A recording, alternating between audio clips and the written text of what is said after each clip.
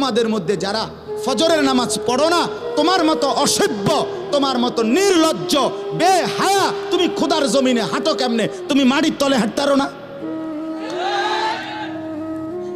তোমার মতো অসভ্য আর কোনো মানুষ হয়নি না, বেহায়া কোথাকার।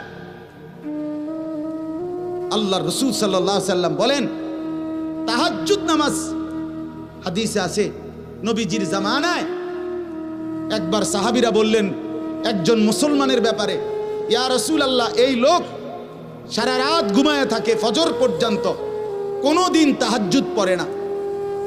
তাহাজ্জুদ মানে ফজর না, ফজরের আগের নামাজ।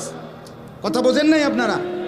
নবীজির সাথে সাথে মিশকাতে আমরা নিজে পড়ছি, আল্লাহ রসুল বললেন যালিকা রাজুলুন বালা শাইতানু ফি উদুনাইহি। নবী বলেন তাহাজ্জুদ পড়ে না কখনোই, তাহলে তো এটা এমন একটা লোক যার দুই কানে শয়তান পেশাব করে দিছে।